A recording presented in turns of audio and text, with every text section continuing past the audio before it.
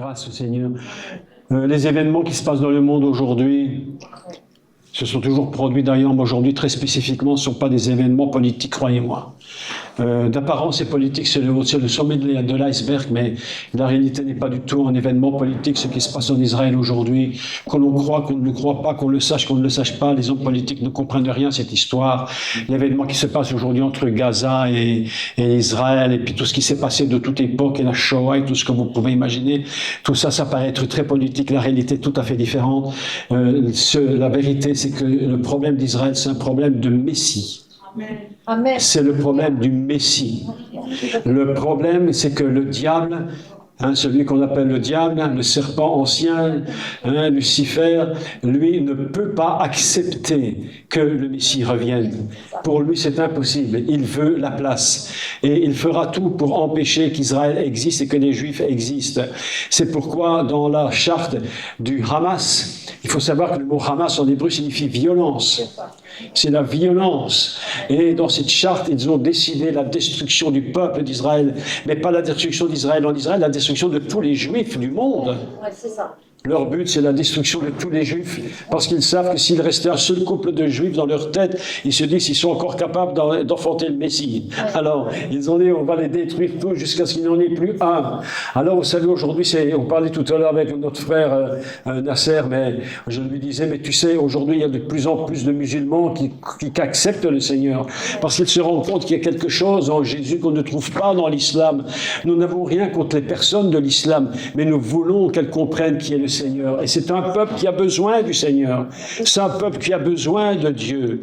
Et lorsque nous partons et que nous voyons les événements, j'écoute les événements à la radio, je finis par me dire, il faut même plus que je les écoute parce que ça m'énerve. Je commence à m'énerver sur les événements parce que je me dis, en réalité, ils racontent n'importe quoi. Tout ce qu'ils racontent, c'est du n'importe quoi. La réalité, c'est que, en fait, le problème messianique, il vient d'un problème, d'une parole qui a été dite il y a presque 3000 ans. 3500 ans. C'est une parole qui était dite. Et cette parole, elle a traversé les siècles jusqu'à aujourd'hui. Et vous savez, quelle est cette parole? Vous savez quelle est cette parole? C'est quand, je vais le dire en français parce qu'on ne comprend peut-être pas, c'est quand Ésaü a dit à Jacob, qu'il a dit plutôt, qu'il a fait connaître cette phrase, lorsqu'il a perdu le droit d'aînesse.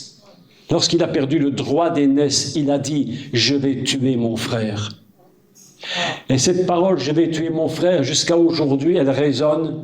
Et c'est cette parole-là qui engendre les événements d'aujourd'hui. Encore de la destruction d'Israël. Il a perdu le droit d'aînesse. Ils veulent récupérer le droit d'aînesse. Mais mes amis, le droit d'aînesse, il n'y en a pas deux. Le droit d'aînesse, il n'y en a qu'un dans tout l'univers. Et lorsqu'Ésaü a perdu son droit d'aînesse, et qu'il a perdu la bénédiction, parce que le droit d'aînesse tout seul ne fonctionne pas. Le droit d'aînesse a besoin d'une chose en plus pour qu'il puisse être efficace. Le droit d'aînesse, il a besoin de la bénédiction. C'est pourquoi lorsque Jacob est parti voir son père, il a dit « Mon père, bénis-moi ». Et son père a béni Jacob. Et lorsqu'Ésaü est revenu voir son père, il a dit « Mon père, bénis-moi ». Il lui dit « Mais mon fils, mais je n'ai plus de bénédiction. Je n'en ai plus. » Et il a été donné. Et il dit, mais est-ce que tu n'en as pas une autre? Est-ce qu'il n'y en aurait pas une deuxième quelque part que tu pourrais me donner? Et son père dit, non, la bénédiction du droit d'aînesse, mes amis, il n'y en a qu'une dans tout l'univers. Et quand on a perdu la bénédiction du droit d'aînesse, on ne la récupère pas. Et c'est pourquoi quand Esav a perdu son droit d'aînesse, il a dit, je vais tuer mon frère. Et aujourd'hui, cette parole continue de résonner. On veut tuer Jacob, qui est devenu Israël, dans le but de récupérer un jour le droit d'aînesse qu'ils ont perdu. Est-ce que vous comprenez cette chose? Tous ces événements que nous voyons aujourd'hui à la télévision, ce ne sont pas des événements politiques, ce ne sont que des événements messianiques. Amen. Le Messie revient. Est-ce que vous le savez? Amen. Gloire à Dieu. Jésus est à la porte. Judas, c'est la porte dans le nom de l'Éternel. Le Messie est à la porte, mes amis. Il frappe à la porte. Il frappe à la porte, on n'est même plus à minuit moins 2, on est à minuit moins quelques secondes. Vous savez que ça peut se produire du jour au lendemain. Les événements aujourd'hui peuvent changer du jour au lendemain. Quand j'écoute ce qui se raconte Quand j'écoute ce qui se raconte, je me dis, mais comment ils sont ignorants. La Bible nous dit, psaume 122, Jérusalem est une ville qui n'est pas divisible. On ne donnera jamais Jérusalem aux Palestiniens, aux leaders palestiniens, Jérusalem à la moitié Israël, ça n'existe pas. Jérusalem est une ville indivisible. Indivisible, vous comprenez? Elle ne peut pas être partagée, elle ne saurait l'être. C'est parce qu'Israël, c'est le cœur, Jérusalem, c'est le cœur d'Israël. Et si le cœur est coupé en deux, tu meurs. Si je coupe ton cœur en deux, tu es mort, hein? Même si tu le fais gentiment. Même si tu demandes au chirurgien, coupez-moi mon cœur en deux gentiment, et il te fait gentiment, mais que tu ne te réveilles pas, je te l'affirme. Un cœur coupé en deux ne peut pas subsister. Jérusalem est le cœur d'Israël. Et c'est pourquoi Jérusalem ne peut pas être coupé. Si on coupe Jérusalem en deux, Israël disparaît. Et si Israël disparaît, le Messie ne revient pas. Parce que le Messie ne reviendra qu'en Israël. Eh oui. Il y a un fameux monsieur qui est dans la Corée du Sud, qui a créé une immense secte qui s'appelle Manmin. Je ne sais pas si vous avez entendu parler de Manmin Church Gospel, un truc incroyable. Quand tu vois l'église, tu te dis comment est-ce possible d'avoir de tels bâtiments incroyables. Mais c'est une secte. Et ils ont bâti là-bas un bâtiment incroyable parce qu'ils disent que le Messie reviendra en Corée du Sud. Ils n'avaient pas compris que c'était à Jérusalem. Amen. C'était juste une petite introduction pour réchauffer un peu notre tête et nos pensées. Je voudrais aujourd'hui vous parler de quelque chose d'incroyable. Je vous ai dit hier que la Pentecôte, c'est pas une fête comme toutes les fêtes. Elle a quelque chose de très très particulier, cette fête de Pentecôte. Qu'est-ce qui est si particulier? La tradition nous dit que, et je recevais ce matin un petit email d'un de mes amis pasteurs qui m'écrivait et qui me dit, dans son email, je raccourcis un peu, il me dit, aujourd'hui c'est Pentecôte. Le Saint-Esprit est descendu et l'Église est née. J'ai lu son email et je dis, c'est en partie vrai, en partie pas vrai. La fête de Pentecôte, en réalité, c'est pas que le Saint-Esprit est venu pour former l'Église. Premièrement, pourquoi le Saint-Esprit est-il venu? Comme je vous l'ai dit hier, il est venu parce il fallait donner vie à la Torah. Une Torah sans Saint-Esprit, c'est une Torah de mort. C'est ce que l'apôtre Paul explique, que la loi est une loi de mort. Il dit, si tu mets en pratique, tu vivras, mais si tu ne mets pas en pratique, tu mourras. Et la mettre en pratique, c'est impossible. Par la force, c'est impossible. Ça fait maintenant des milliers d'années qu'on essaie de mettre la Torah en pratique, et c'est impossible. Et c'est pourquoi le Saint-Esprit vient pour pouvoir prendre la Torah et nous donner une Torah vivante. C'est pourquoi le jour de la fête où on reçoit la Torah en Israël, où Moïse reçoit la Torah sur le mont Sinaï, on va fêter ça en Israël, et c'est la fête de Shavuot, Pentecôte. Et c'est pourquoi le Saint-Esprit va donc descendre sur les 120 au jour de Shavuot. Il va donner l'Esprit sur la Torah. Mais il y a une autre raison beaucoup plus surprenante. Alors je reviens un peu sur la tradition évangélique qui, je ne vais pas m'opposer systématiquement en disant ils ne comprennent rien. Non, on ne peut jamais dire ça. Mais quel est l'accent que l'on met sur la fête de Shavuot? L'accent que l'on met sur cette fête, c'est qu'ils ont le Saint-Esprit. Bon, on va lire le texte, hein, d'accord, on le lit. Hein, on le connaît tous, mais c'est pas grave, on va quand même le lire. Hein. Allez, posons le texte dans Acte 2. Et on va lire ce texte et vous allez voir la raison très intéressante pour laquelle le Saint-Esprit est venu ce jour-là. Et que s'est-il produit? Alors, on va prendre Acte 2, puisqu'on le connaît très bien, et on va faire une petite lecture. On ne va pas lire tout parce que c'est très long. Mais on va lire le début. Le jour de la Pentecôte, donc le jour de Shavuot, rappelons-nous une chose. D'abord, c'est que c'est une fête de pèlerinage et que toutes les nations de la diaspora, juifs et, j'allais dire, des non-juifs convertis au judaïsme, vont monter à Jérusalem pour cette fête de Shavuot. Et là, il va y avoir au temple une très grande fête avec toutes sortes d'ablutions et le grand prêtre va faire toutes sortes de choses. Il va prendre la coupe d'or, il va prendre de l'eau, il va la verser. En fait, toute une histoire. Et c'est à cette fête que Jésus avait dit, celui qui a soif, qu'il vienne à moi. Quand il versait de l'eau, personne n'a rien compris du tout à ce qu'il disait.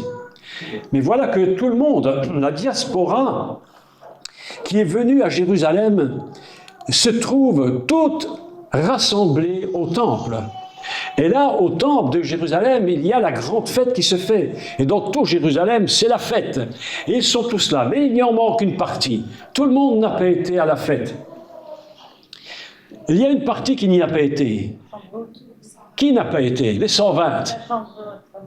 Il y en a 120 qui ont décidé de ne pas aller à la grande fête de la diaspora, alors qu'ils y avaient toujours été. Mais Yeshua leur avait dit, allez et attendez ce que le Père a promis.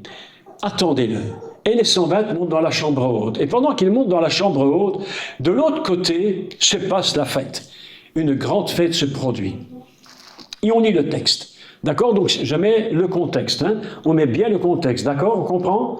Donc, 120 dans la chambre haute, et puis tout le reste à l'extérieur, à la fête. Et tout le monde est content, c'est la fête de pèlerinage. Le jour de Shavuot, ils étaient tous ensemble, dans le même lieu. C'est intéressant d'abord ce texte, parce que dans la pensée hébraïque, le mot makom, qui signifie lieu, c'est un des noms de Dieu. Quand on dit le Makom, Dieu porte le nom du Makom.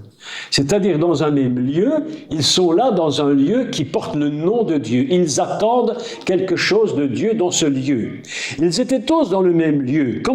Et tout à coup, c'était imprévu, et personne ne s'y attendait.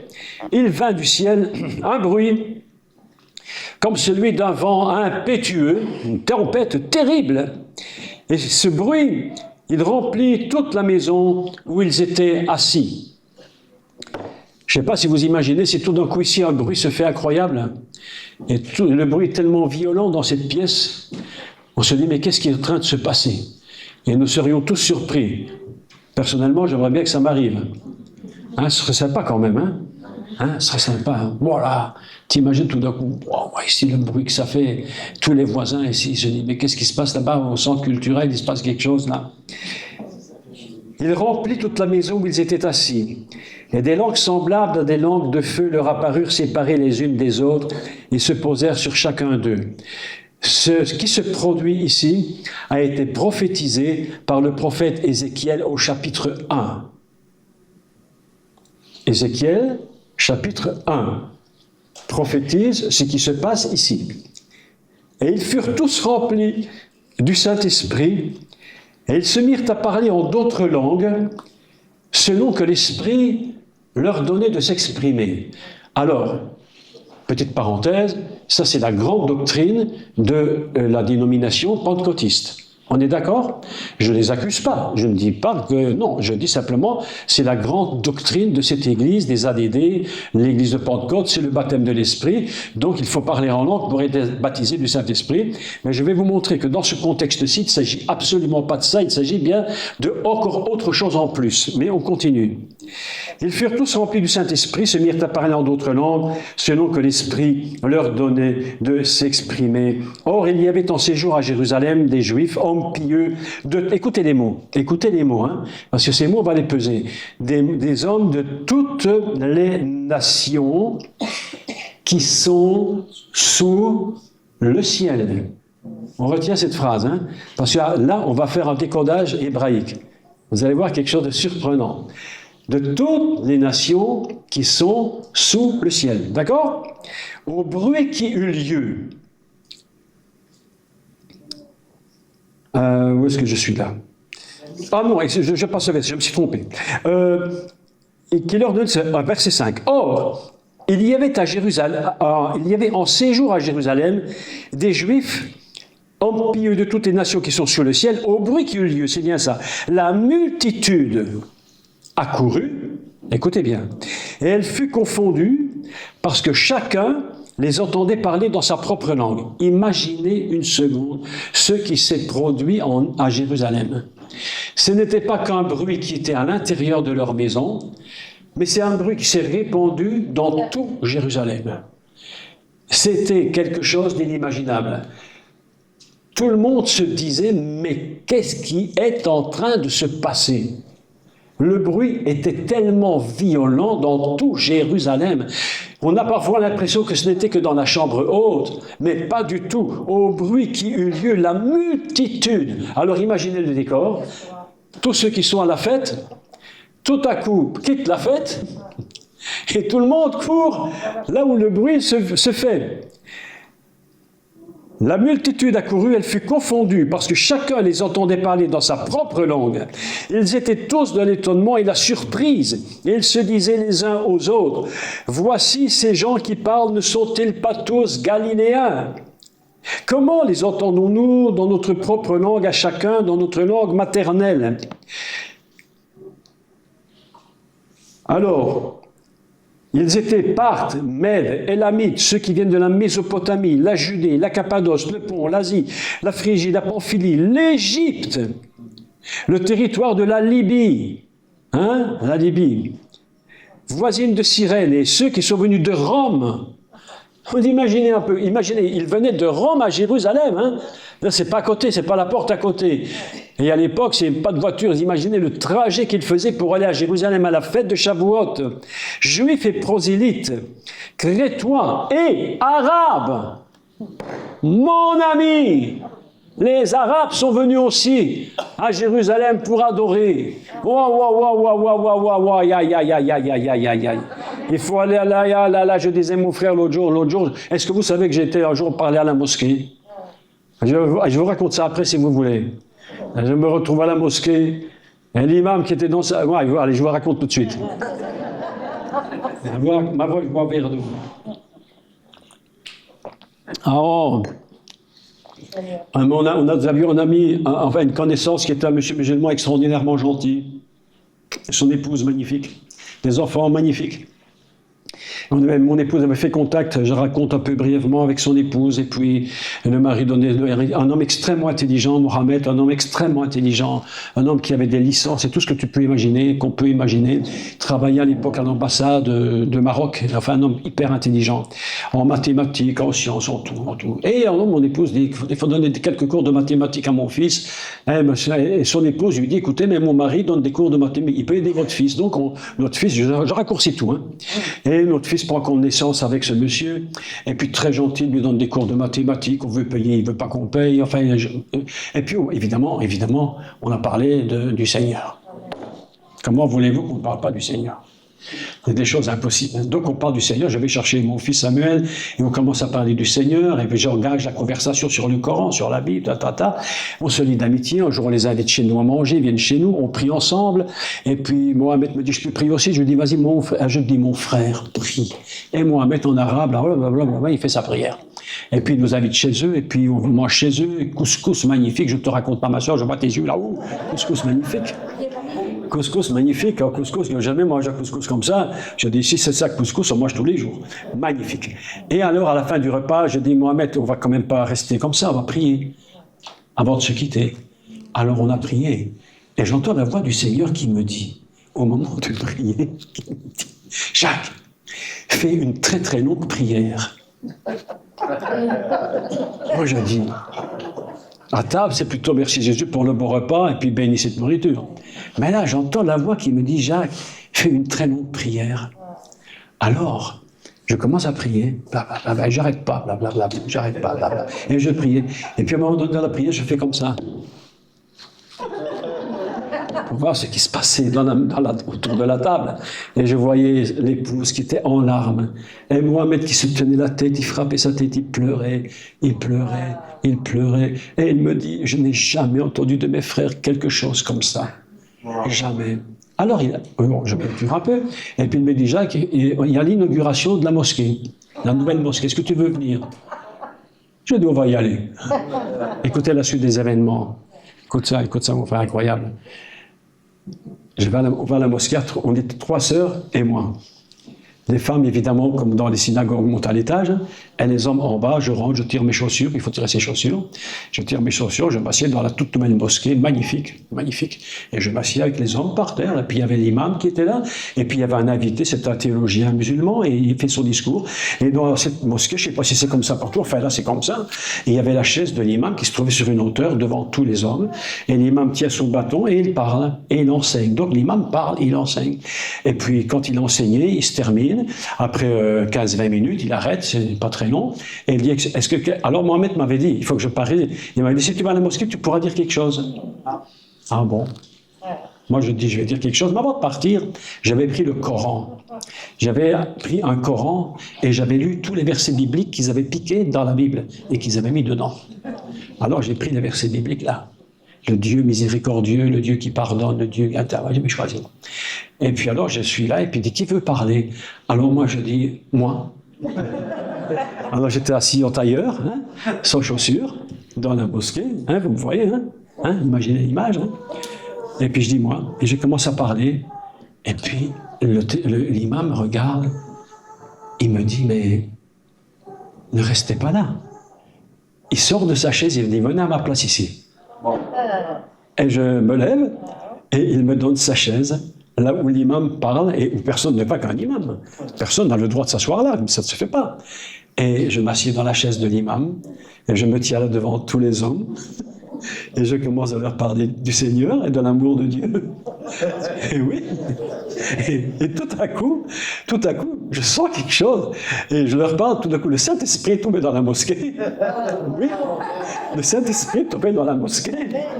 Et les hommes commençaient à pleurer, il y avait des larmes qui coulaient le long de leurs joues. Et alors, quand je terminais mon discours, l'imam se lève. J'étais là dans ma chaise, l'imam se lève, il vient près de moi, il se retourne vers tous ces hommes et leur dit ceci, c'est mot pour mot. Nous remercions notre pasteur d'être venu nous enseigner. Ah oui, et il dit, on va vous réinviter. Et puis, il y avait une très grande conférence de tous les musulmans de Belgique rassemblés, ils sont des milliers, et il me dit, on aimerait que vous veniez nous enseigner devant tous les musulmans. Et c'est pourquoi je crois que c'est des choses impossibles à un homme normal. Si c'est pas Dieu qui fait ces choses, tu peux pas les faire. C'est des portes que Dieu ouvre et qu'on ne peut pas fermer. Et quand il les a ouvertes, il les a ouvertes. Alors je ne sais pas comment ces choses vont évoluer maintenant, mais les choses sont faites. Et nous avons pris une Bible en arabe que nous avons donnée à ce couple. Et il l'a avec beaucoup d'honneur, beaucoup de respect, il l'a mis dans sa bibliothèque. Et on prie parfois pour Mohamed et sa femme, ses enfants, et on dit, Seigneur, tu sais le jour et l'heure. Comme tu sais le jour et l'heure où il se donnera au Seigneur. Et le jour, et c'est pourquoi il est écrit, les Arabes étaient à Jérusalem. Ils étaient là. Comment les entendons-nous parler dans nos langues? Et de quoi parlaient-ils en langue? Voilà une question que je vous pose. De quoi parlaient-ils en langue? Des merveilles de Dieu. Ils ne parlaient pas de quoi que ce soit d'autre que des merveilles de Dieu. Ils disaient des choses merveilleuses dans toutes les langues possibles. Alors cette introduction est très étrange. Elle est très étrange parce que vous voyez que... Écoutez-moi, je vais vous dire un truc assez surprenant, mais écoutez, c'est très étrange, mais vous voyez que le Saint-Esprit donné le jour de Shavuot à Jérusalem, écoutez-moi, n'a pas été donné pour les disciples. Il a été donné pour les gens de la diaspora, qui venaient de toutes les nations. Parce qu'il fallait que ces gens entendent parler de Dieu.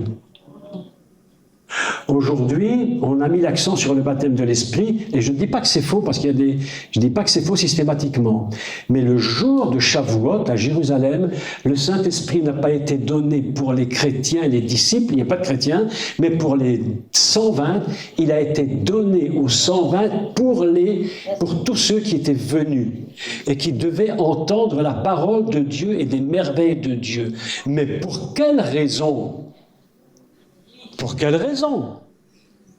Pour quelle raison Dieu a-t-il fait cette chose? Pour que toute la diaspora qui était à Jérusalem entende un bruit inimaginable qui était répandu dans tout Jérusalem. Et le bruit était tellement violent que tous sont courus jusqu'à la chambre haute, là où étaient les 120, parce que le bruit venait de là. Et ils sont courus, ils se sont mis devant, ils sont sûrement descendus dans les escaliers comme ivres de l'esprit, et ils parlaient sans savoir ce qu'ils disaient, mais ils entendaient parler dans leur langue des merveilles de Dieu. Pourquoi Dieu a-t-il fait que tous ceux qui étaient venus et qui n'avaient pas le même langage ne pouvaient pas comprendre? Comment à ce moment-là ont-ils pu comprendre quelque chose?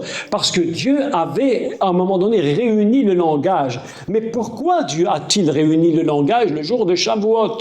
Parce que le but de Shavuot, écoutez, je vais peut-être choquer certains. Le but de Shavuot, je suis désolé, c'est pas de créer l'Église.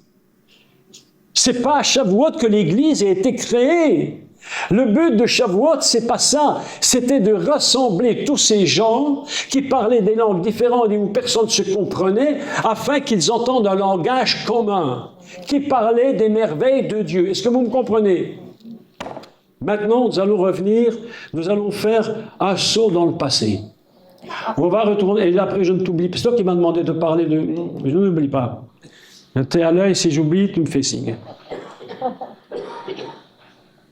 Nous allons faire un bond dans le passé et nous allons retourner au début de la Genèse. Parce que le mystère de Shavuot ne se trouve pas le jour de Shavuot.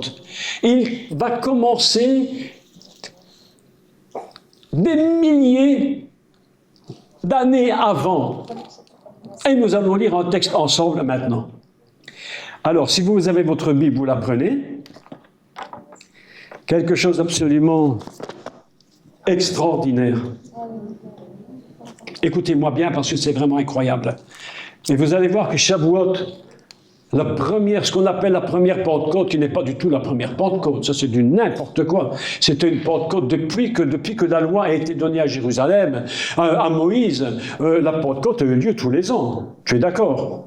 Tous les ans. Donc ce n'était pas la première Pentecôte, comme on peut le dire. C'était strictement pas la naissance de l'Église. Le but de la première Pentecôte et la descente de l'Esprit, c'était pour une raison très, très, très particulière, entre autres. Une raison de plus. Et nous allons lire un texte ensemble dans Genèse au chapitre 11. Tout commence là. Tout le secret de Shavuot commence dans Genèse 11. Je lis le texte avec vous, ça vaut la peine de le lire, et je vais vous expliquer ce qui s'est produit à Shavuot. Ça, c'est absolument extraordinaire. Vous allez voir comment Dieu fonctionne. Toute la terre avait une seule langue et les mêmes mots. Je vais expliquer le détail, d'accord? Il faut comprendre le détail. Comme ils étaient partis de l'Orient, ils trouvèrent une plaine au pays de Shinéar, et ils y habitèrent. Ils se dirent l'un à l'autre, « Allons, faisons des briques et cuisons-les au feu. » Et les briques leur servit de pierre, et leur bitume leur servit de ciment. Vous allez me dire, mais qu'est-ce que tout ça a bien à voir avec Shavuot? Eh bien, mes amis, tout le secret est là. Écoutez bien la suite, parce que c'est incroyable. Ils dirent encore, « Allons, bâtissons-nous une ville. » Si vous écrivez, soulignez une ville. Très important. Bâtissons-nous une ville et une tour. Soulignez tour. Migdal, une tour, soulignez tour. Dont le sommet touche au ciel. Waouh! Et faisons-nous un nom. Soulignez un nom. Afin que nous ne soyons pas dispersés sur toute la surface de la terre. Incroyable. L'Éternel descendit pour voir la ville et la tour que les hommes bâtissaient. Et l'Éternel dit, « Voici, ils forment un seul peuple, et ils ont tous une même langue, et c'est là qu'ils ont entrepris maintenant. Rien ne pourrait ne les empêcherait de faire tout ce qu'ils auraient projeté. » Allons, descendons là, confondons leur langage, afin qu'ils n'entendent plus la langue les uns des autres. Est-ce que vous voyez le rapprochement qu'il y a déjà ici entre les langues et la langue ici? Vous avez déjà compris? Bâtissons-nous une ville, Jérusalem, dans les Actes, une tour pour monter au ciel, le temple de Jérusalem. Vous voyez qu'il y a des comparaisons, et vous allez voir pourquoi la comparaison est là. Afin qu'ils n'entendent plus la langue les uns des autres, et l'Éternel les dispersa loin sur la surface de la terre, et ils cessèrent de bâtir la ville. C'est pourquoi on appela du nom de Babel, car c'est là que l'Éternel confondit le langage de toute la terre, et c'est là que l'Éternel les dispersa sur toute la face de la terre. Babel signifie la confusion. Et qui a mis la confusion? Dieu. Babel, c'est pas le diable. Fondamentalement, Babel, c'est Dieu qui a fait. Il a dit, je mets la confusion, et parce qu'il a mis la confusion, on a dit, ça va s'appeler confusion. Donc, Babel. Est-ce que vous me suivez bien? Très intéressant, ça. Donc, nous trouvons un texte hébreu absolument incroyable. Parce que, lorsque nous lisons bien le texte, nous voyons qu'ils vont bâtir une tour avec des briques. Et le texte hébreu nous dit que ces briques, ce bitume, c'est un mot hébreu qui a une signification de quelque chose qui est faible, quelque chose qui ne tient pas. C'est-à-dire qu'ils sont en train de bâtir un monde à eux qui veut monter et toucher le ciel, mais qui est d'une fragilité extrême. Regardez ce qui se passe aujourd'hui en Europe. Ici, nous sommes pas loin de Strasbourg. Hein. Le Parlement européen est bâti sur quelle structure? La tour de Babel. Oui? Et quand on a demandé au concepteur pourquoi vous avez bâti une tour sur le modèle de Babel, vous savez ce qu'il a répondu? Il a dit, la première fois on a raté, la deuxième fois on va réussir. C'est-à-dire que le Parlement européen, qu'est-ce que c'est le Parlement européen? En fait, c'est le texte qu'on vient de lire. Le texte qu'on vient de lire, c'est quoi? C'est que tous, ils avaient des langues différentes. Tous des langues différentes. Et personne ne se comprenait. Et c'est quoi l'Europe aujourd'hui? L'Europe d'aujourd'hui, c'est toutes des langues différentes et ils veulent bâtir un même langage. On veut tous avoir le même langage, mais on n'a pas les mêmes mots. Et c'est pourquoi dans le texte de la Torah, il est écrit qu'ils avaient tous ils n'avaient pas tous les mêmes mots, ils avaient tous des langages différents, mais ils voulaient un même langage. La Commission européenne aujourd'hui, elle est ce qu'elle est avec toutes ces catastrophes, et ils veulent bâtir un langage commun avec des gens de peuples différents qui n'ont pas les mêmes mots et les mêmes langues. Et Dieu voit ça. Pourquoi font-ils ça? Pour bâtir une tour. À Strasbourg, nous avons une tour de Babel qui est en train de se construire et nous sommes tous en train de nous rendre compte de la fragilité de cette tour. L'Europe aujourd'hui est au bord d'un écroulement total. Est-ce que vous êtes conscient de ça? Lorsque vous écoutez les infos de l'Europe et du Parlement européen, mais c'est quelque chose d'incroyable. Et lorsque vous allez à Bruxelles, au Parlement européen de Bruxelles, vous avez cette femme qui monte la bête, cette prostituée qui monte la bête. Vous allez à Strasbourg, c'est incroyable. Et lorsque vous allez à Berlin, c'est où? C'est le musée de Pergame. C'est à Berlin, je crois. C'est à Berlin, le musée de Pergame, c'est le trône de Satan. Ainsi, nous avons en Europe une trinité satanique. Entre la prostituée qui est à Bruxelles, le trône de Satan à Berlin, et nous avons la tour de Babel à Strasbourg. Et nous sommes dirigés par ça. Et Dieu a dit, c'est la confusion totale. Aujourd'hui, c'est la confusion totale. Mais qu'est-ce que tout ça peut bien avoir à faire avec Shavuot? C'est que Dieu s'est rendu compte que le langage des hommes était complètement confondu. C'est un langage qu'ils ne peuvent plus se comprendre. C'est un langage de grande faiblesse. Et le terme, quand on parle de faire du mortier, vous savez, le mortier qu'ils ont utilisé, on appelle ça en hébreu « romer ». Et romer, c'est un mot hébreu qui signifie « troubler ». La tour de Babel a été bâtie sur le trouble. Et voilà que Dieu se rend compte que le monde est bâti sur le trouble. Et aujourd'hui, notre civilisation, notre monde, notre Europe est complètement troublée. Ils sont prêts à faire tout et n'importe quoi. Le langage commun, on n'y arrive pas. On n'a pas les mêmes langues, mais on essaie de parler ensemble pour faire des lois qui ne tiennent même pas la route. C'est le trouble total. Et le jour de Pentecôte va se passer quelque chose d'incroyable. Dieu, connaissant ce qui s'est passé, il s'est dit, il faut maintenant réunir toutes les nations qui n'ont pas le langage, qui ne se comprennent pas et qui parlent un langage n'importe quoi. Et il faut maintenant leur donner un langage commun qui soit un langage divin. Le seul langage commun, c'est le langage du ciel. Le seul langage où nous pourrons tous nous comprendre, c'est lorsque nous parlons des merveilles de Dieu. Vous savez ce qui nous divise dans les églises? Je vais vous dire ce qui nous divise. Ceux qui divisent les églises, c'est la doctrine. Les doctrines nous divisent. Parce que si tu ne penses pas comme moi je pense, et alors tu ne peux pas venir dans mon église. Et si tu es dans mon église et que tu ne penses pas exactement ce que moi je pense, alors on ne te veut plus de notre église. Et chacun fait ses propres dénominations. Mais ce qui nous unit, et ce qui nous unira toujours, ce ne sont pas les doctrines. Ce qui nous unira toujours, c'est de parler des merveilles de Dieu. Lorsqu'on parle des merveilles de Dieu, alors le peuple est en admiration. Et j'aime le prophète Isaïe parce que lorsqu'il parle, il dit « admirable ».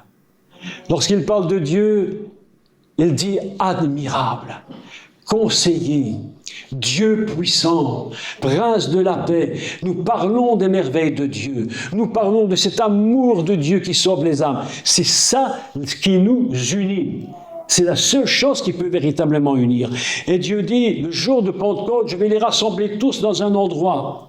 Et je vais faire un miracle tellement grand que je vais permettre aux apôtres, par la puissance du Saint-Esprit, de leur parler des merveilles de Dieu dans leur propre langue. Chacun a une langue différente, personne ne se comprend. Mais lorsque le Saint-Esprit descend, le baptême, le Saint-Esprit venant sur les 120 va permettre que le langage de Dieu soit réunifié. Qu'est-ce que c'est la Pentecôte? La Pentecôte, c'est de réunifier le langage divin. Est-ce que vous comprenez cette vérité? C'est la véritable Pentecôte aujourd'hui, c'est que nous ayons tous le même langage. Et pourquoi le Saint-Esprit ne vient pas aujourd'hui parler d'autres langues? Mais parce que nous nous comprenons tous en français. Voilà.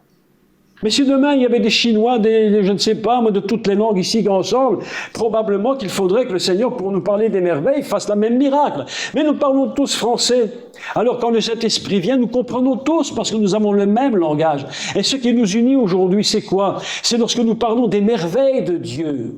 Parce que nous parlons des merveilles de Dieu, c'est indiscutable.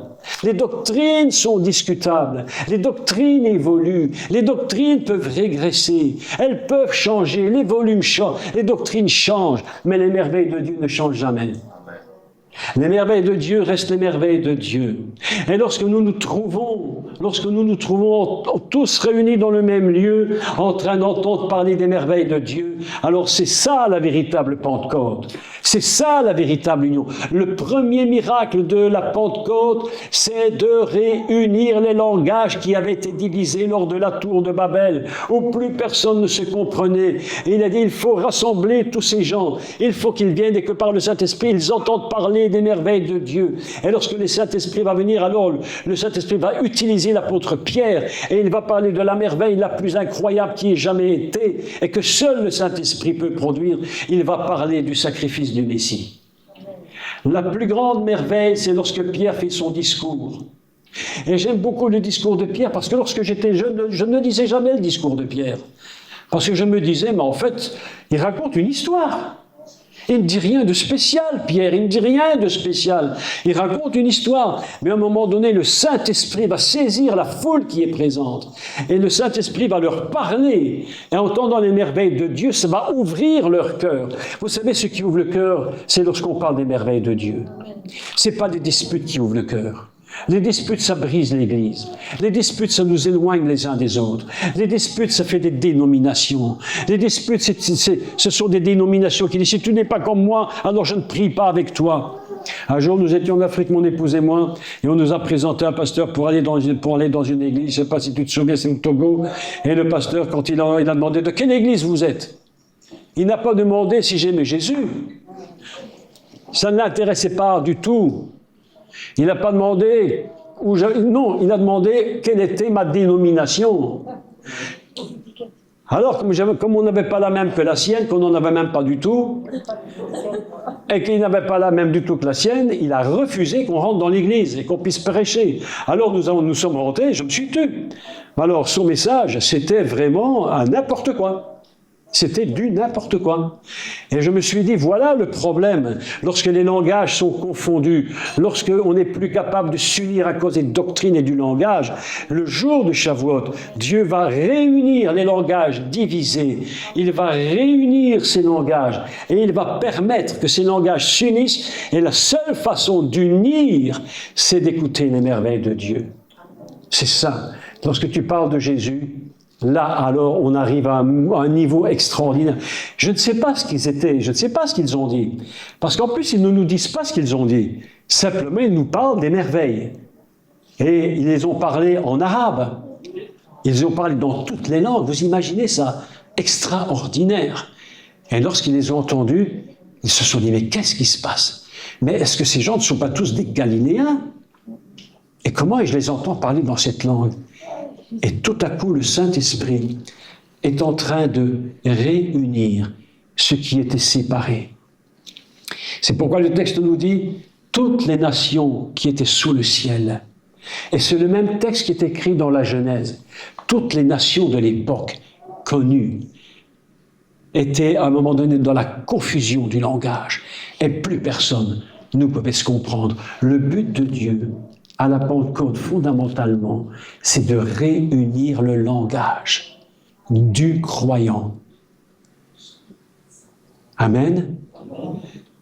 Vous imaginez si aujourd'hui l'Église que nous sommes, si tout le monde cessait de se battre pour des langages qu'on ne comprend pas, pour des doctrines sur lesquelles on ne se comprendra peut-être jamais, mais si on se réunissait que pour parler des merveilles de Dieu.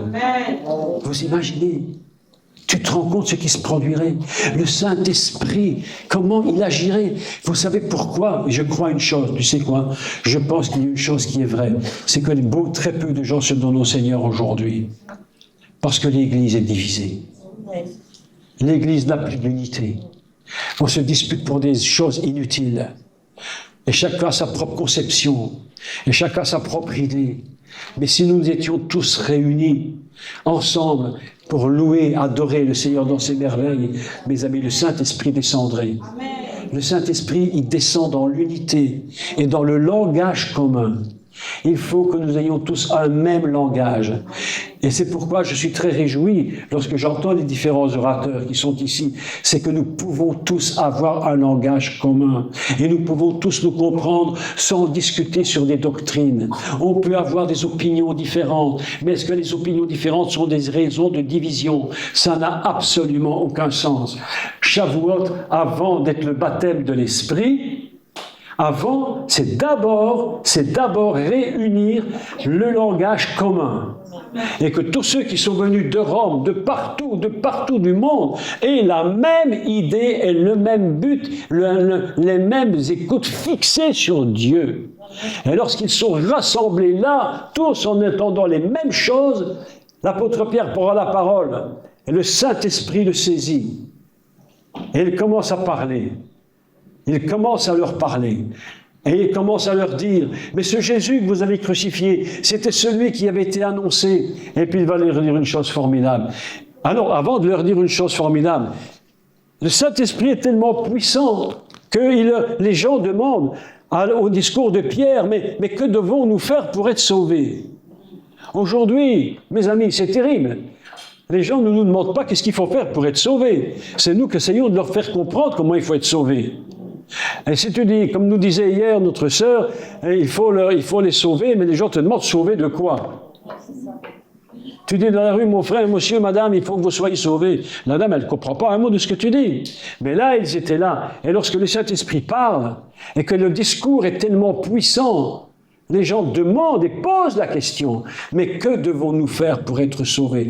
Et 3000 se sont rassemblés, 3000 ont été... C'est 3000 ou 5000? Combien?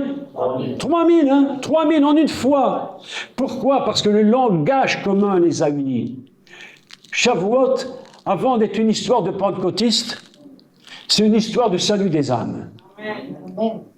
C'est pour ça que Dieu donne le Saint-Esprit. La Bible nous enseigne, c'est Jésus qui le dit.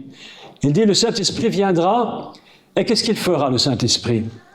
Quel est le travail du Saint-Esprit le jour de Pentecôte? C'était quoi?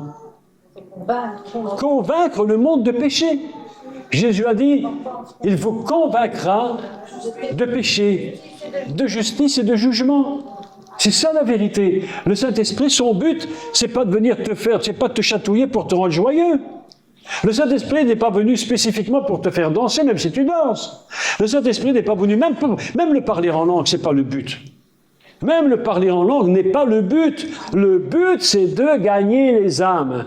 Et pour gagner les âmes, il faut un langage commun réuni. C'est pourquoi le jour de Pentecôte, Dieu a réuni les langages. Il a dit, ils font tous qu'on ait la même idée, les mêmes objectifs, les yeux fixés sur la même chose. Et la chose, c'est la merveille de Dieu. C'est ça le but de Pentecôte. Alors ils se sont mis à parler en d'autres langues, et tout le monde comprenait. Le but de Dieu, le but du jour de Pentecôte, c'est de gagner les âmes. C'est de ramener les âmes à lui, de gagner les âmes au Messie. Alors on me dira, mais ils étaient partis à Jérusalem pour la fête, donc c'était quand même des croyants. Alors on ne dit pas qu'ils n'étaient pas croyants, mais croire dans la fonction hébraïque et croire dans le Messie, c'est autre chose. Beaucoup d'églises ont fait des adeptes. Le but de la Pentecôte, c'est pas de faire des adeptes, mes amis. D'accord? Parce que demain, il y aura des baptêmes. Est-ce que vous vous rendez compte, et vous rendez-vous compte, qu'il y a des églises qui baptisent les gens pour que les gens rentrent dans leur dénomination? Tu es baptisé, donc tu peux rentrer dans ma dénomination. Mais c'est absolument incroyable. Mais on ne baptise pas les gens pour les faire rentrer dans une dénomination. Parce qu'alors on est au même stade que les universitaires, tu dois être baptisé pour être étudiant. Et on sait comment ça tourne, ces bêtises. Mais le baptême d'eau, c'est pas pour rentrer dans une église. Mes amis, le baptême d'eau ne nous fait pas rentrer dans l'église. Non. Et je vais vous dire la vérité, pour ceux qui vont être baptisés demain, qui sont ici. Le baptême d'eau ne nous fait pas rentrer dans l'église, il nous fait sortir du ciel. Il nous fait sortir du ciel, mes amis. Lorsque Yeshua est sorti du baptême, il est sorti de l'eau du Jourdain. Vous êtes d'accord? Mais le Jourdain, c'est quoi? Laissez-moi vous expliquer. Le Jourdain, il vient d'où? De la mer de Galilée, qui est en haut d'Israël. Il descend et il arrive dans la mer morte, qui est l'eau d'en bas. Nous avons donc l'eau d'en haut et l'eau d'en bas. Oui ou non? Oui. Oui ou non? Maïm. Oui. Maïm, c'est deux eaux. Maïm, c'est deux eaux. Maïm, c'est de l'eau. De l'eau d'en haut, et c'est pourquoi il est dit que Dieu sépara les eaux d'avec les eaux. Il y a les eaux en haut et les eaux en bas. Et même la géographie d'Israël, elle est prophétique. Amen. Même le pays lui-même, dans sa structure, il est prophétique. Jésus est baptisé dans les eaux du Jourdain qui viennent des eaux d'en haut. C'est-à-dire que lorsque nous sortons de l'eau du baptême, nous ne rentrons pas, nous sortons. D'ailleurs, si vous lisez les évangiles, c'est très amusant parce qu'il n'est écrit nulle part que Jésus rentra dans l'eau. Bien sûr qu'il y est rentré, mais il est précisé qu'il en sortit. Le Messie sort de l'eau. Et c'est que je vous dis est tellement vrai que lorsqu'il sort de l'eau, la Bible nous dit « et le ciel s'ouvrit ». C'est vrai. Et le ciel s'est ouvert parce que lorsque tu sors du baptême, mes amis, lorsque vous sortez de votre baptême, c'est pas que vous rentrez dans l'église, non, c'est que vous sortez des eaux d'en haut et le ciel s'ouvre au-dessus de ta tête. Les gens sont baptisés et puis ils rentrent chez eux. On a assisté à un baptême d'une jeune fille l'autre jour. Oh là là, c'était terriblement triste. Elle était baptisée parce qu'il faut se faire baptiser. Et qu'on lui a posé la question, tu sais pourquoi tu étais baptisée? Elle a répondu, j'en sais rien. Elle est baptisée parce que tout le monde est baptisé. Mais tu t'imagines un peu l'histoire. Elle ne savait même pas qu'elle était sortie de l'eau d'en haut. Le baptême d'eau, ce n'est pas une nouvelle naissance. Tu sors, c'est parce que tu es né de nouveau en haut que tu sors en bas. Le baptême d'eau, c'est sortir de la matrice du ciel. Le baptême d'eau, c'est sortir de la matrice d'en haut. Oui, c'est ça la vérité. Toute naissance sort d'une matrice avec de l'eau. Oui ou non? Les femmes enceintes, les femmes qui ont eu des enfants ici, vous étiez enceintes, où elles sont les femmes? Toutes les femmes qui ont eu des enfants, ben voilà, vous êtes tous, toutes les femmes, quand vous avez eu votre bébé dans votre ventre, quand vous avez perdu les os, ben l'enfant est né, oui ou non? Oui. Donc ça veut dire quoi? Ça veut dire que toute naissance sort par de l'eau.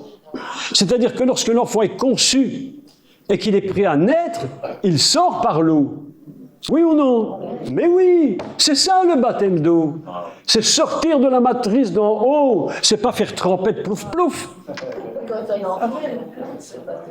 Eh oui. Alors laissez-moi vous donner un témoignage. Il y a quelques années de ça, nous étions dans le sud de la France. Il faisait un soleil magnifique comme aujourd'hui matin. Soleil magnifique. Il y avait une grande piscine là, tu vois. Et puis un monsieur qui s'est donné, qui s'est donné au Seigneur, il voulait être baptisé. Alors je l'ai baptisé. Mais alors je lui pose la question, je lui dis, c'est quoi ton métier? Il dit, je suis maître nageur. Ah, j'ai dit, tu es maître nageur. Et tu fais quoi? Ben, je suis professeur d'apnée. Ah, j'ai dit, ben toi je vais t'avoir. J'ai dit, je vais te baptiser, mais je vais te garder sous l'eau au moins pendant 1 minute et demie à 2 minutes. Et je ne sortirai pas ta tête de l'eau. Respire bien parce que tu vas être baptisé, tu vas comprendre ce que ça veut dire. Le gars descend dans la piscine, moi j'étais dans la piscine. Il rend son témoignage magnifique. Et puis je le prends, je l'ai mis dans l'eau. Ah, je l'ai laissé là longtemps. Hein. Et je ne l'ai pas sorti, j'ai dit, meurs, meurs, meurs. Et il était là dans l'eau, il ne bougeait pas. Apnée totale. Un vrai baptême. Et puis j'ai dit, maintenant tu vas sortir de l'eau d'en haut. Et je l'ai sorti. Et cet homme est sorti baptisé. Parce que mes amis, on nous a mal enseigné le baptême. On nous a mal enseigné. On s'imagine qu'on est baptisé parce que c'est un rite. C'est pas un rite. C'est pas un système. Le baptême d'eau, c'est sortir de l'eau d'en haut et venir sur la terre en nouvelle naissance. Lorsque tu es né de nouveau, tu es rentré dans le sein du Père. Tu es remonté dans la matrice céleste. Quelqu'un qui naît de nouveau, il rentre dans la matrice céleste, là dans le cœur du Père. Et là, le cœur du Père te dit, maintenant que tu es né de nouveau là-haut, je vais te faire apparaître sur terre, mais il faut que tu naisses. Et quand tu nais de nouveau, tu dois sortir par l'eau. Et c'est pourquoi tu sors de l'eau. C'est extraordinaire. Extraordinaire. Si j'avais compris mon baptême à l'époque, quand j'étais baptisé, moi j'étais un opposé au baptême, tu ne peux même pas savoir. J'étais le plus grand opposé au baptême que tout. Je disais, mon père s'est fait baptiser, j'ai pas été le voir. Mon frère s'est baptisé, j'ai pas été au baptême. Ma mère s'est fait baptiser, j'ai pas été au baptême. J'ai dit, moi je vais pas me tremper dans l'eau tiède devant tout le monde. J'ai dit, ça ne sert à rien, tout ça c'est des bêtises. Jusqu'au jour où le Seigneur m'a cassé. Il faut lire mon bouquin, j'explique tout ça à l'intérieur. Ceux qui l'ont lu, vous connaissez mon histoire, c'est très intéressant. On va lire. Comment? Ah ben j'espère, mon frère, que tu vas lire. Et j'étais en opposé, mais le jour où j'étais baptisé, Dieu m'a brisé. Et j'ai dû être baptisé. J'étais baptisé dans une rivière qui était sale, qui était infecte. Et il pleuvait ce jour-là. Et alors on avait mis des petites tentes canadiennes là. Il fallait se déshabiller en dessous, mettre la robe de baptême. C'était terrible. Et je me suis fait baptiser, mais je comprenais rien. Mais je me suis fait baptiser parce que j'avais été cassé. Mais lorsque plus tard j'ai compris que le baptême d'eau, c'était sortir de la matrice du ciel. Et Jésus sortit de l'eau. Et le ciel s'ouvrit. Et une colombe est descendue. Elle s'est posée sur lui. Est-ce que vous vous êtes posé la question d'où venait la colombe? Du ciel, non. Ah, mais lui, il écoute mes contes, lui. D'où venait la colombe, ma chère sœur? Mais non, la colombe, rappelez-vous, écoutez, je vais vous dire une chose, on va faire un peu d'hébreu. La Torah, elle est écrite dans un niveau d'éternité. La Torah n'est pas écrite dans la temporalité. Elle est écrite dès le départ dans l'éternité. Lorsque Dieu donne sa Torah, c'est une Torah d'éternité.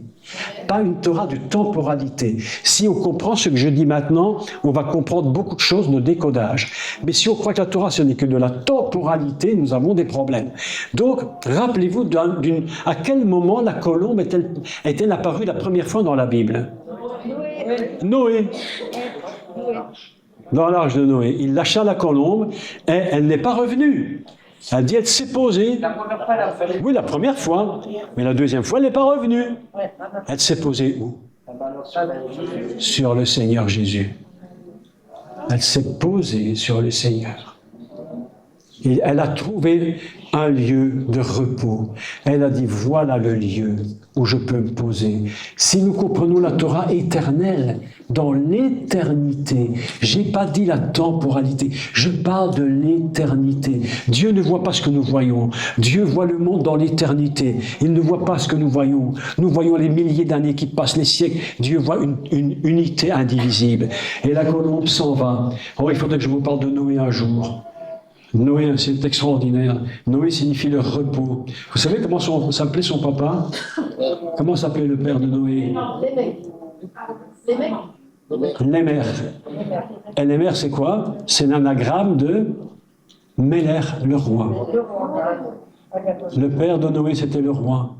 Et Noé signifie quoi? Noir, c'est quoi en hébreu noir? C'est le repos. C'est le repos. Et voilà que Noé lâche la colombe. Elle va trouver un endroit, elle se pose sur le Seigneur. Mes amis, demain, lorsque nous allons baptiser, c'est pas un baptême pour rentrer parmi des chrétiens, c'est un baptême pour sortir de la matrice céleste. Et nous apparaissons sur la terre pour le monde. Nous apparaissons dans ce monde. Et Dieu nous a mis dans ce monde en tant que témoins du Seigneur. Nous ne sommes pas devenus chrétiens par le baptême, mais nous avons été baptisés parce que nous sommes nés de nouveau. Et j'aime beaucoup le discours de Pierre, pour revenir à Shavuot. Le discours de Pierre est magnifique, parce que le discours de Pierre, il est puissant. Il dit, vous savez ce qu'il leur dit? En français, on a traduit « convertissez-vous ». Mais c'est pas ça qui est écrit en hébreu. En hébreu, il n'est pas écrit « convertissez-vous », même si c'est vrai. Vous savez ce qu'il est dit? Il est dit « faites teshuva ». C'est-à-dire, faites un retour. Teshuv, c'est un retour. Faites un retour. Mais retour à quoi? Retour où? Retour où? Retournez au commencement, lorsque tout a été créé, et lorsque j'ai fait Adam dans la gloire et la sanctification, Adam dans la gloire, dans la beauté, la merveille, Adam était un être glorieux. Adam était baigné dans la gloire de Dieu. Et lorsqu'il a perdu l'Éden, il a perdu la gloire. Et au moment où il a perdu la gloire, il a commencé de pleurer. Et Dieu lui dit, Adam, mais qu'es-tu devenu? Lorsqu'il est écrit, où es-tu? On peut lire, où en es-tu? Où en es-tu? Adam, où en es-tu maintenant? Et l'autre Paul dit, l'homme est privé de la gloire de Dieu. Je vous avais dit hier que le seul endroit où nous existons vraiment, c'est le jardin d'Éden, dans la gloire. Tu n'es une femme véritablement adamique que dans la gloire. Au moment où tu perds la gloire, tu perds l'Éden. Quand tu perds l'Éden, tu perds la puissance, tu perds ta joie, tu perds tout. Et c'est pourquoi lorsque nous sommes sortis du baptême d'eau, ils posent, ils disent, que devons-nous faire? Faites teshuva, retournez au départ, recommencez tout à zéro, c'est tout à zéro. Et vous savez, le grand problème des chrétiens, je vais vous dire ce que c'est, parce que je dois absolument vous le dire, c'est que beaucoup de chrétiens essayent d'arranger leur petite vie d'aujourd'hui. On n'arrange pas notre petite vie d'aujourd'hui. La Bible dit que nous sommes morts avec Christ et nous sommes ressuscités. Et la Bible nous dit que toutes choses anciennes sont passées et tout est devenu nouveau. Oui ou non? Est-ce que tu es le même hier, aujourd'hui qu'hier? Non, tu n'es plus le même. Toutes choses sont passées. Tout est passé. Nous sommes devenus nouveaux. Mais nouveaux à partir d'où? à partir du commencement de la création de l'univers. C'est là que Dieu nous dit, c'est là que vous êtes. Je vous replace au commencement dans le jardin d'Éden avec la gloire de Dieu, afin que vous viviez dans la gloire. Je suis convaincu, mes amis, que la puissance de l'Église se trouve dans la gloire. Si l'Église perd la gloire, nous perdons la puissance. Nous avons besoin de vivre 24 heures, 20 sur 24 heures dans la gloire. Hier, je disais à mes amis pasteurs, je leur disais, mais nous devons vivre dans la gloire jour et nuit. La nuit, quand tu dors, dors dans la gloire. Le matin, quand tu te lèves, lève-toi dans la gloire. Oui, quand tu manges ton midi, mange dans la gloire. Quand tu prends ta douche, douche-toi dans la gloire. Oh, alléluia. Tout ce que tu fais, tous les instants de ta vie, tous les moments de ta vie, vis-les dans la gloire, parce que c'est la preuve que tu es retourné au départ. Beaucoup de chrétiens disent « toutes choses anciennes sont passées », mais ils mentent. Parce que toutes choses anciennes ne sont pas du tout passées pour eux.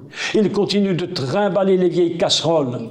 Ils continuent de trimballer les vieux cadavres qu'ils traînent depuis des années. Ils courent les psychologues, ils courent les psychiatres, ils courent tout le monde. Parce qu'ils n'ont pas compris qu'ils sont nés de nouveau et que toutes choses anciennes sont passées et qu'il faut rebâtir à partir de zéro. Nous bâtissons à partir de zéro. Nous recommençons au moment comme si Dieu venait de nous créer. Il y a des jours, je me lève le matin et je dis Seigneur, aujourd'hui c'est le premier jour de la création du monde. Aujourd'hui nous sommes en train de vivre le premier jour de la création. Parce que nous ne sommes plus dans la temporalité systématique, nous sommes fondamentalement bâtis dans la gloire éternelle. Nous vivons dans une gloire d'éternité, mes amis. C'est ça la puissance de l'Église, c'est ça notre joie, c'est ça qui fait que nous sommes des enfants de Dieu. C'est bien de dire je suis né de nouveau. Tu es né de nouveau, ah bon, mais tu traînes encore ton vieil homme avec toi qui ne veut pas mourir. Luther avait dit une chose terrible. Luther a dit une chose terrible. Luther a dit, en parlant du baptême, il a dit, ah, le vieil homme, il surnage. Pourquoi il a dit ça? Parce qu'il avait compris qu'il n'arrivait pas à combattre ses problèmes.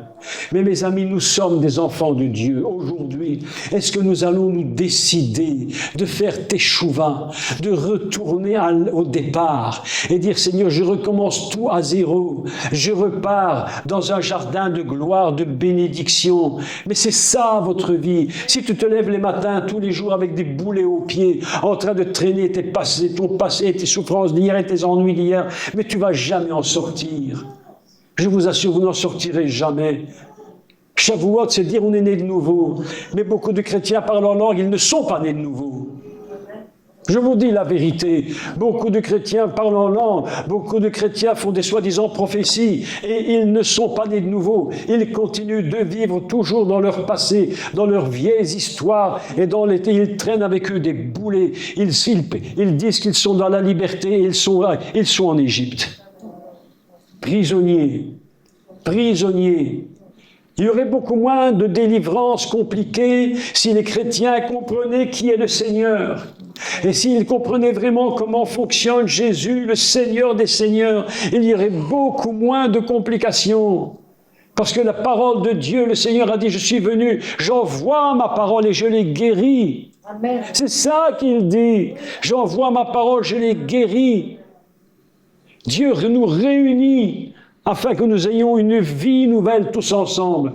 Il faut qu'aujourd'hui, dans ce lieu, nous soyons en Éden. Il faut que nous soyons dans le paradis de gloire. C'est là que nous sommes véritablement ce que nous devons être. Aussi longtemps que nous allons rester comme nous sommes en train de nous plaindre, jamais nous n'allons progresser. Pourquoi les chrétiens traînent la patte pendant tant d'années? Il y a un jour, je rencontre un monsieur dans l'église, un monsieur âgé. Il a plus de 80 ans et âgé. Et je lui parle de quelque chose qui est basique. À la fin du culte, je le rencontre et je lui dis quelque chose. Il me répondait ce qu'il m'a répondu. Il a dit dans le patois de notre village. Il parle de patois de notre village. Alors moi, je comprends ça. Alors, je vais le dire en français. Il a dit dans le patois, il a dit, je ne comprends rien à tout ça. À 80, 85 ans, tu ne comprends rien à tout ça? Mes amis, faites teshuva, dit l'apôtre Pierre. Fête Teshuvah. Parce que lorsqu'ils allaient au temple faire la fête de Pessah ou de Pentecôte, de Shavuot, ils allaient faire une fête de tradition. Ils allaient dans une fête traditionnelle. Mais ils n'étaient pas nés de nouveau. Et ils avaient besoin de naître de nouveau. C'est-à-dire que le jour de Shavuot, il se passe plusieurs choses. La première qui se passe, c'est rassembler le langage commun. Que le langage devienne un langage que tout le monde va comprendre. Et la deuxième chose, c'est que Dieu fait descendre la Torah, le Saint-Esprit, sur une Torah de mort, afin de donner la vie. Et la vie, elle n'est pas donnée au temple avec la loi. La vie, elle est donnée en Jésus-Christ. C'est pourquoi l'apôtre Paul, lorsqu'il a parlé, celui que vous avez crucifié et qui était le juste. Si vous relisez le discours de Pierre, il est magnifique. Il dit, repentez-vous, c'est fête Teshuvah. Et il pose la question, mais que devons-nous faire? Et Pierre leur répond, faites Teshuvah et soyez baptisés. Ah! Soyez baptisés. Faites Teshuvah et soyez baptisés. Mes amis, c'est très important ce que j'explique aujourd'hui. C'est très important. J'aimerais que vous compreniez pour terminer que c'est le Saint-Esprit qui nous unit les uns les autres. C'est le Saint-Esprit qui nous donne la vie. C'est lui qui gagne les âmes. C'est lui qui fait l'œuvre que nous ne pourrons jamais faire. Nous pouvons essayer, on a tout essayé dans nos églises, tout. Dans l'église où j'étais avant, on a tout essayé, tu sais. On a tout essayé. Pour essayer d'avoir des gens dans nos églises, on a tout fait. Des clubs de ping-pong, football, barbecue, tout. Je ne dis pas que c'était pas, je ne dis pas qu'on n'était pas content, mais je vais vous dire la vérité. Aujourd'hui, on a gagné avec ces systèmes aucune âme à Christ. Aucune. Tout ça est une perte de temps. Ce qui gagne les âmes, c'est quand le Saint-Esprit convainc de péché. Et le seul qui est capable de convaincre de péché, c'est le Saint-Esprit. Vous savez, est-ce que vous pourriez me dire quelle est la première chose que le Saint-Esprit doit ressusciter sur cette terre? Une question étrange. Quelle est la première chose que le Saint-Esprit doit ressusciter? À votre avis? C'est une question bizarre, hein? La foi. Je vais vous dire ce que c'est. C'est la conscience. Amen, ouais. La conscience. Parce que tant que l'homme n'est pas conscient qu'il est pécheur, il ne se repentira jamais. Et aujourd'hui, le péché, on n'en a plus conscience. Aujourd'hui, les hommes deviennent des femmes, les femmes deviennent des hommes, on fait n'importe quoi, ça va dans tous les sens, et la population en général n'est même pas toujours troublée. Et lorsque ta conscience ne te reproche plus rien, c'est-à-dire que tu peux faire tout ce qu'il te plaît, tu n'es même pas troublé. C'est-à-dire que la conscience est très malade ou elle est morte. Et qu'est-ce qui nous fait prendre conscience que nous sommes pécheurs? C'est la conscience. Donc, la première chose que Dieu fait, lorsqu'il dit que le Saint-Esprit vous convaincra de péché, il est obligé de ressusciter la conscience des hommes afin qu'ils soient conscients qu'ils sont pécheurs. Parce que autant qu'on n'est pas conscient du mal que l'on fait, on ne pourra jamais se donner au Christ. Et vous savez ce que le Saint-Esprit fait en plus? Laissez-moi vous expliquer quelque chose d'absolument formidable. Le Saint-Esprit, il agit sur deux niveaux. Il agit sur le fait que l'homme doit comprendre, écoutez bien ça, que même s'il est gentil, il est quand même pécheur. Il y a des gentils pécheurs et des méchants pécheurs. Les pécheurs quand même. Oui, il y a des gentils et des méchants pécheurs, mais ils sont pécheurs. Et si le Saint-Esprit ne vient pas ressusciter la conscience qui nous dit que notre nature fondamentale, c'est le péché, nous ne pourrons jamais convaincre les gens de se donner au Seigneur. C'est impossible. C'est pourquoi la première chose que nous devrions prier lorsque nous annonçons l'Évangile, c'est de dire « Seigneur, réveille, ressuscite et réveille les consciences. » Certains ont une conscience endormie, d'autres mortes. Et ne croyez pas que lorsque Dieu a créé Adam, que Adam était dans un monde un peu éthéré, comme ça, il vivait... Non, c'était un homme conscient. Dieu ne pouvait pas lui donner un ordre de faire ou ne pas faire s'il n'était pas conscient.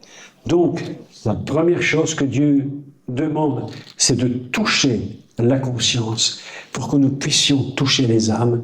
Et lorsque le Saint-Esprit nous convaincra, écoutez ce qui est écrit, écoutez le mot, écoutez les mots. Il n'est pas écrit systématiquement, il vous convaincra des péchés, il vous convaincra de péchés, c'est-à-dire de la nature du pécheur, de la nature de l'homme pécheur. Le but de Dieu, avec Teshuvah, c'est de ramener son peuple dans la gloire. Ramener son peuple dans la gloire. Réunir le langage qui avait été divisé, où les hommes parlaient chacun une langue, personne ne se comprenait. Mais le jour de Shavuot, le premier langage divin a été réuni. Les merveilles de Dieu ont été dites. La Torah, le Saint-Esprit est tombé dans la Torah. Et cette Torah a pris vie. Et au moment où la Torah prend vie, l'apôtre Pierre commence de parler. Et au moment où il parle, le Saint-Esprit saisit ses paroles. Au moment où il saisit ses paroles, oh mes amis, je vais dire ce que tu me demandais tout à l'heure, parce que ce que tu dis était très vrai. Vous savez ce qui s'est produit avec Moïse sur la montagne, une chose formidable. La Bible nous enseigne que Moïse était sur la montagne, et puis il descend, et Moïse rentrait dans la tente. Et il était toujours en contact avec le Seigneur. Et la Bible nous dit qu'il était bouche à bouche avec Dieu. Face à face, bouche à bouche. Et c'est ce que les rabbins appellent le baiser de Dieu. Oh là là, je crois que l'apôtre Pierre, le jour de Shavuot, a eu le baiser de Dieu. Lorsque le Saint-Esprit vient et qu'il tombe sur ta bouche et que tes lèvres sont touchées par la puissance de l'Esprit, au moment où tes lèvres parlent, c'est Jésus qui parle. Au moment où ses lèvres commencent de s'ouvrir, c'est Dieu qui parle. Parce que Dieu parle sur sa bouche. Ta bouche est devenue à l'instant même sa bouche. C'est-à-dire qu'on voit ta bouche, mais c'est celle de Dieu. Ah oui, oui. Ah, mon frère, tu écoutes mes cours. Ah, Seigneur, alléluia. Le baiser de Dieu. Dieu aime venir mettre sa bouche sur ta bouche pour que tes lèvres deviennent ses lèvres. Il aime mettre sa langue sur ta langue pour que ta langue devienne sa langue.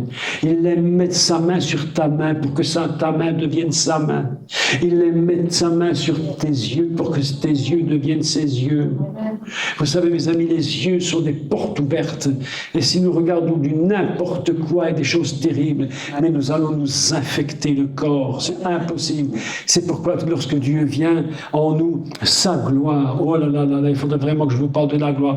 Sa gloire vient sur toi, et tu sais ce qu'elle fait, sa gloire? Elle prend la forme que tu as. Elle prend la forme que tu as. C'est comme un vêtement. Comme un vêtement qui vient sur toi. Quelque chose qui t'habille. Elle prend ta forme. C'est extraordinaire. Ainsi, quand Dieu vient, il te regarde et dit, je peux prendre la forme de cette femme. Et sa gloire descend sur toi, elle devient ton vêtement.